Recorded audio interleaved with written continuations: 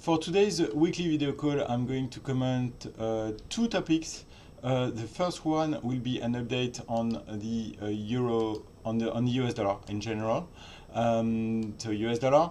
Then I will discuss the short-term outlook on European equities.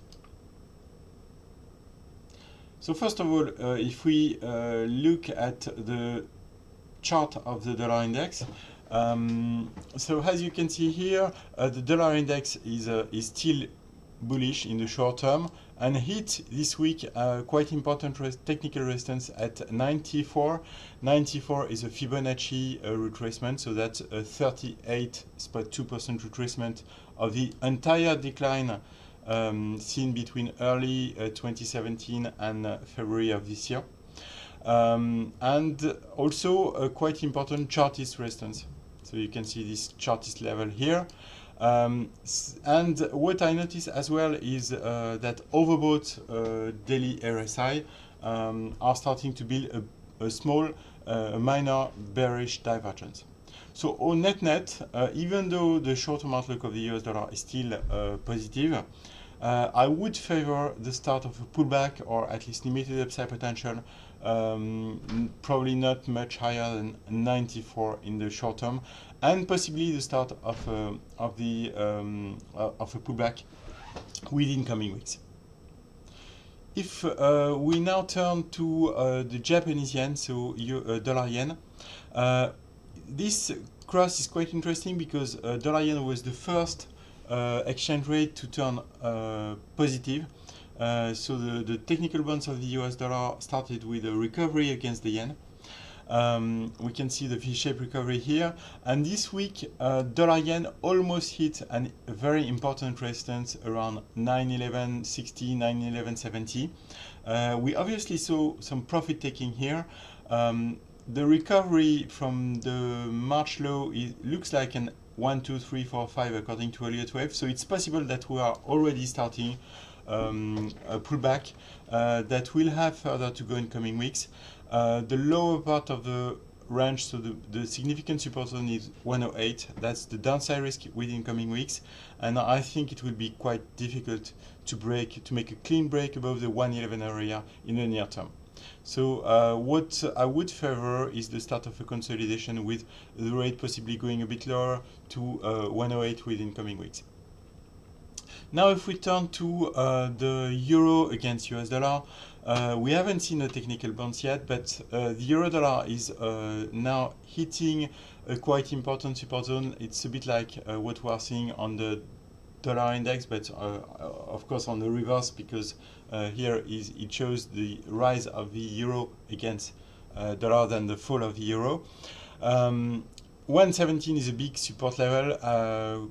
Also a similar Fibonacci retracement, also chartist support here, a quite important chartist zone, 117, and also significantly oversold conditions on a daily basis. So you can see that on the oversold 14-day RSI. So although we haven't seen yet a technical bounce on the euro dollar, I still think that the downside risk below 117 is quite limited, and that sooner or later we are going to see the start of a technical bounce. If we have such a technical bounce, keep an eye on 120. 120 is now becoming a quite important resistance zone. If we now focus on European equities, so 8 consecutive bullish weeks for the European stock markets.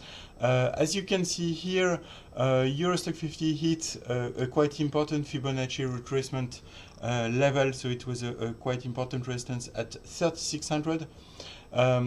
We started to see over the last couple of days profit taking on this technical resistance. Euro Stock 50 was significantly overbought since late April. Continued to rise, then we saw profit taking over the last 2 days. Is it the start of a significant trend reversal or not? It's too early to tell you the Euro Stoxx 50 is going to turn downwards again or not. I mean, overall, the Euro Stoxx 50's chart remains very complex. so it's hard to have strong conviction in this very complex trading range. But anyway, my feeling is that we have a significant short-term turning point here, and possibly Euro Stoxx 50 starting to consolidate. If we get a technical bounce, I'm not convinced the Euro Stoxx 50 will be strong enough to break above 3600 in the near term, and I would favor a continuation of the trading range at least. 3500 is the first support zone, almost reached yesterday. Then after that we have 3450. So here is the next important support level. If we end this presentation with an update on the CAC 40, so the French stock market is obviously becoming a leading country. So it's the strongest market in Europe, even stronger than the German equities now. But anyway, what you can see here is that even CAC 40 hit an important resistance at the start of the week.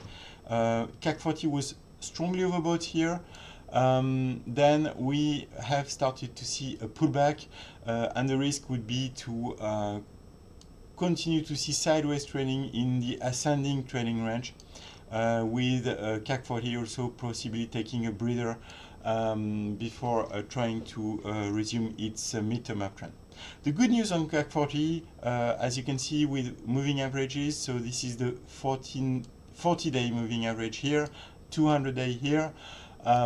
We had a bullish crossover last week between these moving averages, which is called a golden cross.